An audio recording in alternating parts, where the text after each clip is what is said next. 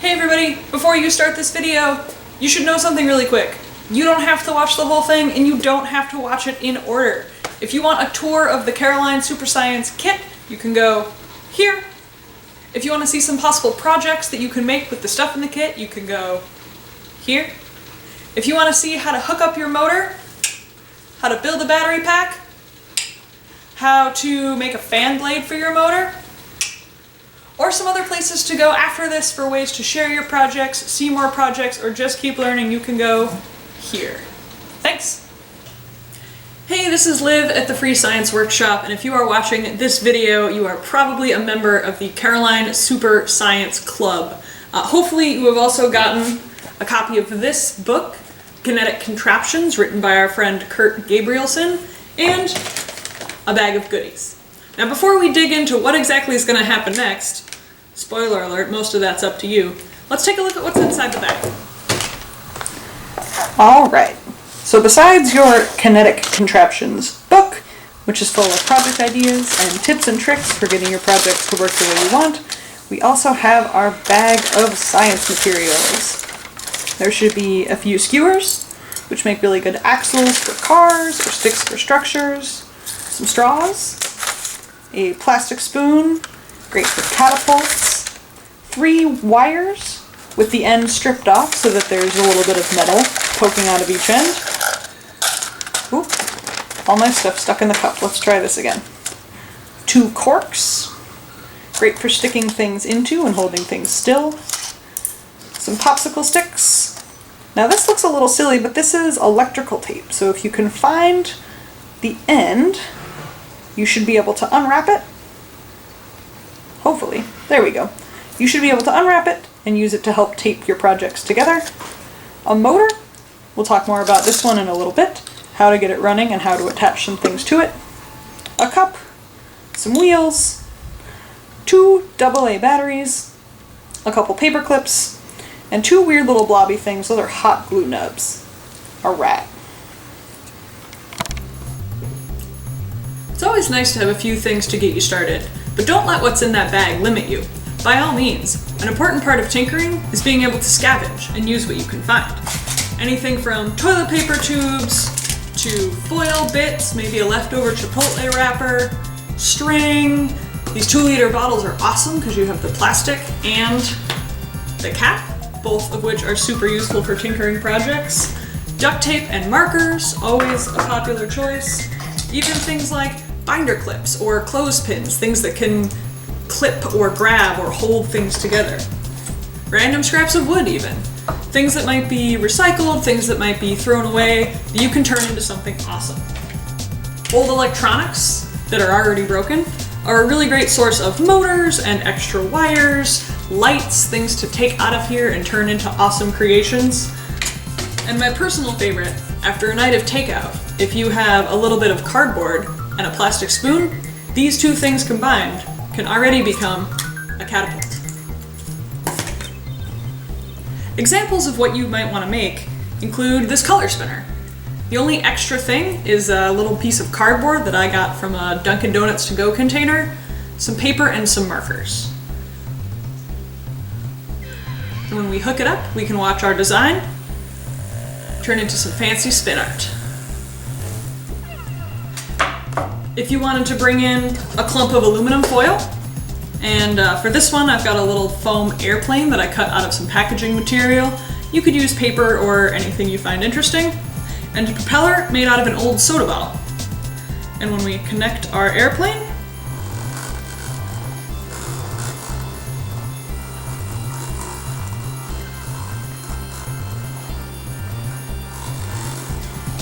I was going to say something and then I got excited because it started flying. Alright, airplane, that's enough for now. Woo. Using that same soda bottle propeller, and this time adding a pipe cleaner and some bubble solution, you might also be interested in making an automatic, COVID-safe bubble machine. Woo! No breath required. One of the questions we get asked the most is how to get the motor to work. And the quick answer to that is we need the electricity from the battery. to travel in a circle through the motor and back to the battery. One thing that helps a little is that the two metal ends of the battery are sort of the entry and exit points for the electricity to go through, and the two little tabs on the motor work the same way, the entry and the exit point for electricity to flow through. Now for this little clip, I'm going to put a propeller on our motor so it's easier to tell when it's spinning. Right now, not a whole lot happening, but thankfully, we also have some wires. And the wires in your kit, you'll notice, have a plasticky middle, and the wire is sticking out on the ends. This helps us out, because pretty much anything plasticky like this isn't gonna let electricity through. It's an insulator, or like an electricity blocker. And anything shiny usually helps the electricity flow through. So we have the ends here, where the electricity can pass from the battery to the motor, and the plasticky part where it's insulated or blocked. One other tip for working with your wires, these are called stripped wires because we've taken a tool and just stripped off some of the plastic. One tip for your stripped wire is to give that a twist. And by twisting the bare end of our wire, you get kind of a pokier, skinnier wire, which works really well for poking through the holes on our little metal tabs. I'm gonna try and move this closer to the camera. Let's see if this works. There we go, there's our motor. There's the little holes, and there's our twisted wire. Pokes right through there. Excellent. Now in order to keep this from falling out, you can bend your wire in half, give it a little twist. You can twist the motor or the wire, either works just fine. So now you have it pretty strongly connected there. If you ever need to take your wire off, you want to use your motor for a different project, or you want to change out your wires, you can untwist this, or you can cut your wire and restrip the end for a different project. You've got some options. I'm not going to tell you what to do. We are going to do the same thing with our other wire on our other tab. You probably guessed that if we're going to have to make a circle. There we go. This might require a little bit of practice. It doesn't need to be super perfect, but they should be on tight enough that you can kind of dangle your motor without it falling off the wires. Excellent. So theoretically, if the electricity in the battery here goes out the top, into our metal end of the wire, down the wire, into the motor, out the other wire, and back to the battery, we should get a spinning propeller. Let's see. Whoops. It's a little tricky to hold it to the battery. Mission success! Now if you're thinking, it's really going to be a pain in the butt to sit here and hold these wires on the battery for every single project I want to make, you're right. So let's make a battery pack.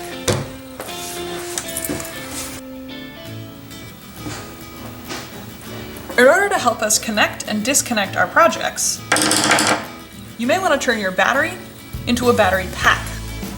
If you've looked inside of battery-powered toys, you may have seen things that look a little like this. Plastic with some springs and a place to push the battery right into it. This is almost exactly what we are going to do. But we're going to use some things from our kit. Electrical tape, which is this roll of black stretchy tape.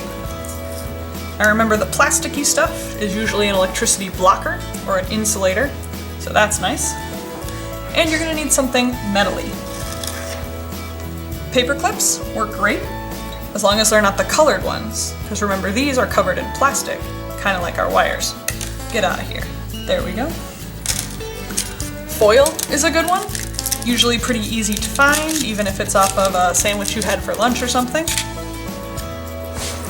Or if you've been hanging around the art room at school, you maybe have seen these little brass fastener things. They are two-pronged, that slide apart, often used for craft projects, or really, I don't know what else they're for. Let me know if you know. They're pretty funky. But to make our battery pack, we're gonna add little extenders out the side of our battery so that the electricity doesn't have to come right from the ends, it can come from our extenders. The classic form, get out of here motor, is with paper clips. So by taking some electrical tape, maybe twice as long as the battery or so, you can tear or cut this. There we go. I'm just going to use this tape to wrap around the battery and hold the paper clips super, super tight so they're sticking out and touching the ends there. We'll start with this one. I'm gonna stick that one down.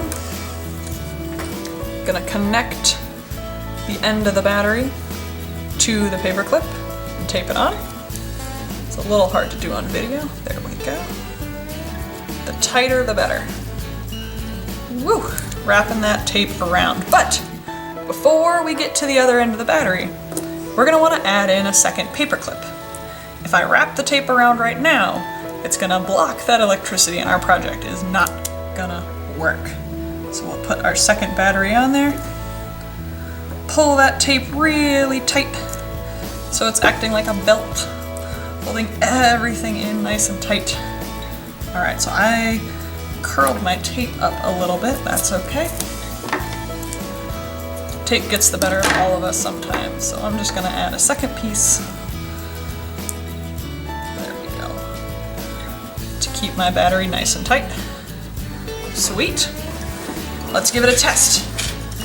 If our paper clips are on tight enough and touching the end of our battery, then instead of trying to shove our wires down into the tape, we should just be able to touch the wires to the paper clips. Let's see. Awesome. So it's a little easier now to put the wire in between the paperclip bits instead of trying to put the wire down into the battery or to put it there. If you want to make your life even easier, just like we added paperclip extenders to our battery, you can also add paperclip extenders to our wire. The same way you attach it to the motor, by pushing it in, bending it over, and twisting it on nice and tight. So our green wire is twisted to the motor on one end and to the paperclip on the other. This way, if I want to attach it, I can just clip the paper clips together, and that'll still give me a nice strong connection. Excellent. We'll do the same on this side. Whoop. Oop, I missed a couple wires. Let's try that again. There we go. Excellent. So now to turn the project on and off, I can simply make sure that both paper clips are connected or disconnected. Oops. And that will help our power flow, our circuit, or our circle. Once you've got yours built, try experimenting by putting the paper clips on different ends of the battery and see if you notice a change in your motor. Real quick, just as a substitute, if you have paper instead of paper, sorry, let's try that again. If you have foil instead of paper clips, you can also make yourself some little foil tabs. I like to be a folder. You might be a crinkler, or a crumpler, or a aluminum foil water. But if I use these, there we go. Just like we did our paper clips, that is absolutely another way to do it. There we go. So let's see. Battery. Foil. There we go. Foil. This one might not be the prettiest because I tried to go fast, but let's give it a shot.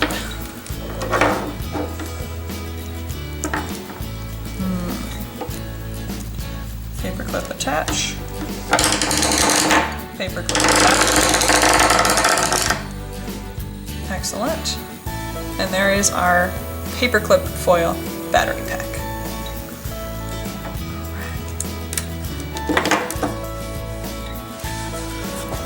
Alright, so you've got your motor connected, you've got a battery pack that works, and now you're trying to figure out what to stick on the end of here to make your projects a little more interesting. One of the things that's useful in a lot of projects is a fan blade. Whether you're making a personal fan, or an automatic bubble blower, or a fan-powered car, it's nice to be able to have something that can push or pull the air. Thankfully, these 1 or 2 liter bottles are really excellent for that. So we're going to start by cutting the label off, or peeling the label off if you're a little bit more patient. And you'll notice that the bottle has this awesome curve on it. So in order to move the air around, it's nice for a fan blade to have a little bit of curve there. It can scoop into the air, push it around, and move it where you want it to go.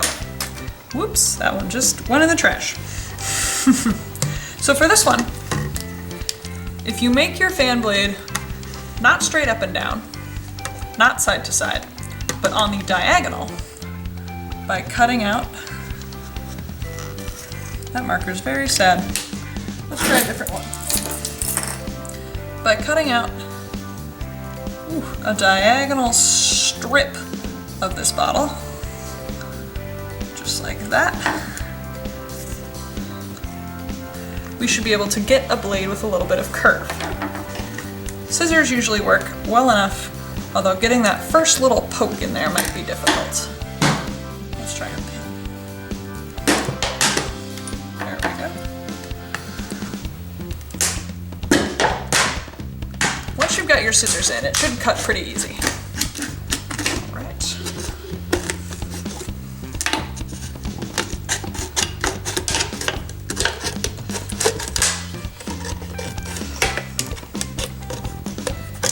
Awesome. So we've got our curvy bottle section.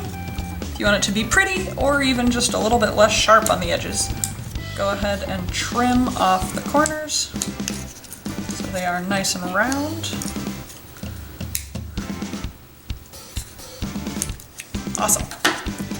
Looking good. You have a fan blade. We also have a little hot glue nub, which is nice. It's kind of hard and kind of squishy, somewhere in between. It's hard enough to hold its shape, but it's squishy enough that you can push it onto the end of the motor and use it to help you attach things. For the fan blade, you could go as simple as a push pin. I'm just going to poke a hole in the middle and poke that right into my little glue bit. Whew. We have a fan blade. Connect it to the battery pack, and we are good to go. If I want my fan to spin the other direction, to suck air instead of blow air, you can switch which sides of the batteries you're attached to, and you'll have some pull, or you can switch them back and go back to pushing that air. One other fun thing with the hot glue, if you have an adult to help you, or permission to use a little bit of fire or something else hot, that little glue nub is very easily meltable. So just a few seconds, with adult supervision of course, of flame, and that is melty enough to stick right to our fan blade. Let that cool for a second or two, and we'll give it the foil ball test. Gonna pre-clip one of my clips. All right.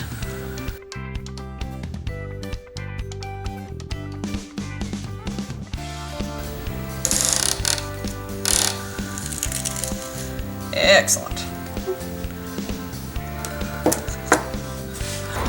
All right, before you go, if you made an awesome project that you want to share with us, you can find us at freescienceworkshop.org. We are on Instagram at Free Science Workshop. We are on Facebook at Free Science Workshop. We are on TikTok at free_science_workshop, and we want to see what awesome things you have made. If you want to see more projects from our friend Kurt, the scientist who wrote that book, he also runs a science workshop, and you can find his science workshop at Greenfield Community Science Workshop. If you search on YouTube, Greenfield CSW, you will see all of his projects, and hopefully we see all of your projects. Have a good one.